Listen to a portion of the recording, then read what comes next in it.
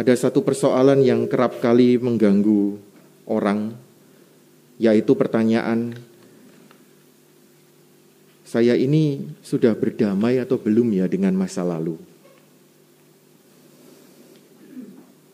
Dan saudara-saudariku, kalau kita mendengarkan bacaan hari ini, bukan hanya Injil tetapi bacaan pertama, kiranya Tuhan ini ingin memberikan pesan kepada kita, bagaimana orang itu berdamai dengan masa lalunya atau berdamai dengan Tuhan. Saudara-saudariku, kalau Anda mengikuti perayaan Ekaristi mungkin sampai minggu lalu, Anda akan mendengar bacaan pertama berkisah tentang Daud. Dari nol, artinya bahwa dia itu mulai diurapi sejak Saul sudah tidak dikehendaki oleh Allah. Kemudian dia mulai bangkit naik daun, kemudian menggantikan Saul. Dan bahkan kita mendengar dia sebagai raja yang sungguh gemilang, tetapi rupanya dia juga jatuh dalam dosa, berselingkuh, dan bahkan merencanakan pembunuhan untuk saingannya, supaya ia bisa merebut istrinya. Perjalanan naik turun seseorang yang rupanya pada bacaan pertama hari ini, bin Sirak, kitab Putra Sirak atau Yesus bin Sirak dalam kitab suci, dia adalah seorang Ibrani, seorang Yahudi. Dia tahu apa yang terjadi dengan Raja Daud di masa lalu. Sebagai seorang Yahudi, dia bisa saja mengecam, dia bisa saja menyembunyikan riwayat leluhurnya atau masa lalu sejarah bangsanya, tetapi tidak. Yang terjadi pada bacaan hari ini, dia bisa berdamai. Dia menceritakan kisah gemilang tentang Daud, dan bahkan ketika ia tahu bahkan bahwa Daud itu sudah berdosa, dikatakan Tuhan mengampuni segala dosanya. Dia berdamai. Dia tahu apa yang terjadi dengan Raja Daud. Dia tetap percaya bahwa janji Allah itu tetap akan dipenuhi dalam diri Daud dan keturunannya. Berbeda dengan yang terjadi dalam Injil. Kita mendengar kisah tentang seorang yang sungguh-sungguh paranoid, takut, dan sungguh-sungguh tercekam dalam hidupnya. Sampai-sampai ketika mendengar tentang Yesus, tentang kisah-kisah gemilang, dia itu tidak bergembira, dia tidak menyambut, tetapi yang terjadi, dia itu Yohanes Pembaptis yang sudah kupenggal kepalanya. Terus bangkit. Orang yang sungguh-sungguh ketakutan dalam hidupnya. Orang yang sungguh-sungguh tidak bisa berdamai. Sepanjang hidupnya, dia akan takut terhadap ini dan itu. Dan kiranya sabda Tuhan pada hari ini ingin menyampaikan kepada kita, di mana posisi kita saat ini?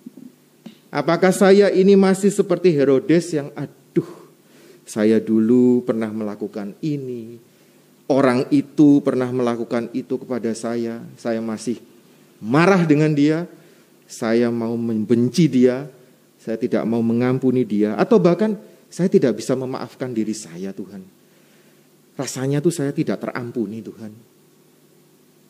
Saya belum bebas rasanya. Nah, kalau Anda dalam posisi apapun saat ini, entah Anda sudah bisa berdamai dengan masa lalu, kadangkala dibuktikan dengan kita bisa cerita, dulu saya ini, atau mungkin bisa bersaksi, saya ini dulu begini saudara-saudari, tetapi saya sekarang bukan seperti yang dulu. Tanda bahwa orang bisa berdamai adalah dia bisa menceritakan hidupnya dengan bebas. Tetapi dia berdamai dengan masa lalu ketika dia mengatakan, saya sudah diampuni, saya sudah diselamatkan. Nah, bisa jadi kita berada dalam posisi kedua. Masih ragu dengan Tuhan, masih kurang percaya dengan kasih-Nya, bahkan memilih, saya tidak mau mengampuni dia. Padahal kalau datang ke perayaan Ekaristi, atau ketika kita semua mendaraskan doa Rosario, Bapa kami sudah jelas-jelas memerintahkan kita, ampunilah kesalahan kami, seperti kami pun mengampuni yang bersalah kepada kami. Ini doa yang paling sederhana, yang mungkin kadangkala kita ucapkan hanya sebagai mantra saja. Tetapi maukah kita mengampuni? Maukah kita bersedia diampuni juga? Karena itu saudara-saudariku, apa pesan Tuhan pada hari ini? Gereja Katolik dengan jelas-jelas menyediakan suatu sarana yang sungguh-sungguh, dalam bahasa Inggris atau bahasa Latin itu grace atau gratia. Itulah yang nanti diterjemahkan kepada bahasa kita gratis. Apa artinya gratis? Ya Anda tinggal ambil aja, tinggal datang saja. Lah sudah ada sakramen tobat yang begitu gratis, rahmat yang Anda tinggal ambil saja, Anda selamat. Kadangkala orang, diampuni enggak ya? Datang enggak ya? Aduh, romonya aku kenal. Dan macam-macam dalih.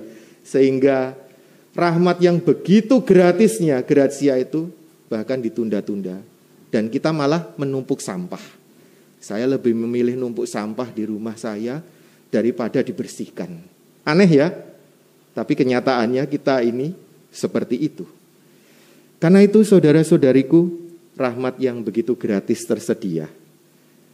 Saya yakin Romo yang datang ke sini kalau ditanya oleh mungkin pengurus di sini, Romo bersedia enggak memberikan sakramen tobat? Oh ya silakan.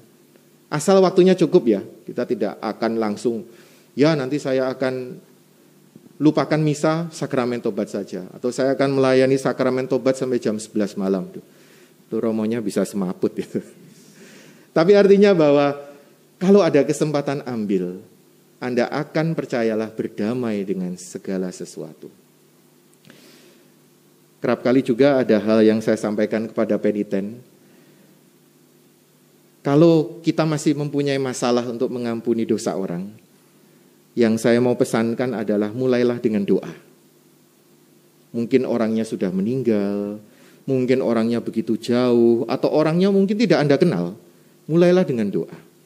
Karena percayalah kalau Anda mempunyai persoalan dengan seseorang, menyebut namanya aja susah. Nyebut namanya aja. Dan bahkan yang kedua yang saya minta kepada peniten, coba doakan yang baik untuk dia. Saya yakin itu udah setengah mati dah.